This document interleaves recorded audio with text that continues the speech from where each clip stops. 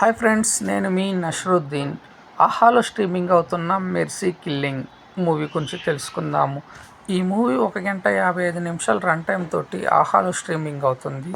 So ఇందులో Parvateesam, baby Harika, Sai Kumar, Aishwarya, shaking Seshu వంటి తదితర నటీనటులు నటించారు.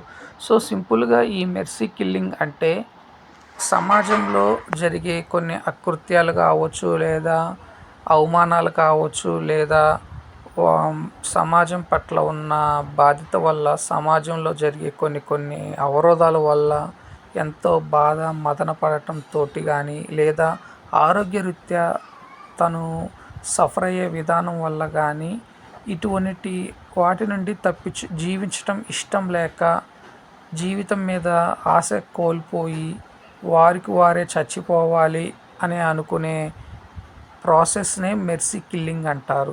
సో దానికి మెడికల్ సపోర్ట్లో, అంటే మెడికల్ పాయింట్ ఆఫ్ వ్యూలో వారిని చంపటం కోసం, మెడికల్ సపోర్టింగ్ కోసం జరిగే ప్రాసెస్ని మెర్సీ కిల్లింగ్ అంటారు. సింపుల్గా చెప్పాలి అంటే ఈ మెర్సీ కిల్లింగ్ అంటే మహేష్ బాబు నటించినటువంటి దూకుడు సినిమాలో కోటా శ్రీనివాస్కి ఆరోగ్యరీత్యా సఫర్ అయ్యే ప్రాసెస్లో తన కొడుకే తనని చంపేసే సీన్ ఉంటుంది. అదే మెర్సీ కిల్లింగ్ అంటారు. సో ఈ సినిమా కథనం, నేరేషన్ బాగున్నప్పటికీ తీసే విధానంలో డైరెక్టర్ కొంత విఫలమయ్యాడని చెప్పాలి. మంచి సబ్జెక్టు, ఎన్నుకున్న తీరు కానీ, రాసిన తీరు కానీ చాలా బాగా ఉంటుంది. సో ముఖ్యంగా సమాజంలో తల్లిదండ్రులు లేకుండా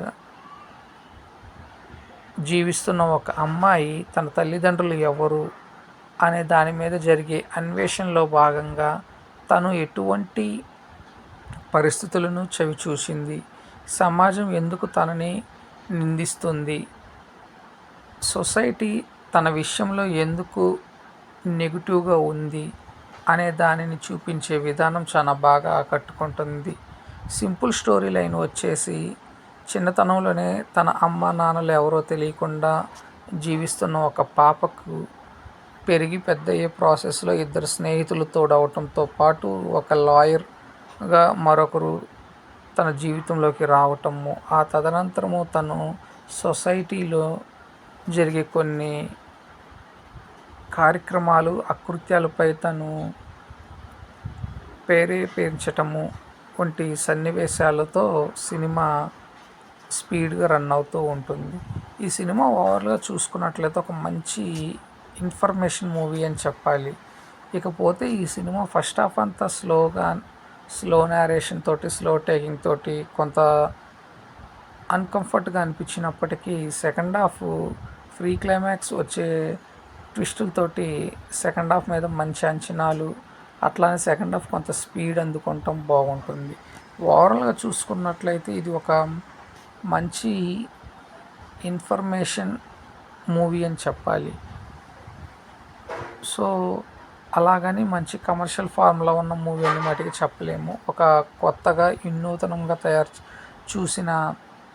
చేసిన మూవీ అని చెప్పాలి. సో ఓవరాల్గా అయితే ఓటీటీ ఆహా కాబట్టి 1 టైం వాచబుల్. సో ఫ్రెండ్స్, నేను ఇచ్చిన రివ్యూ అనేది మీకు నచ్చినట్లయితే నా ఛానల్ని సబ్స్క్రైబ్ చేసుకోండి. నా ఛానల్ పేరు వచ్చేసి TSM Vlog. Thank you. నేను మీ నషరుద్దీన్.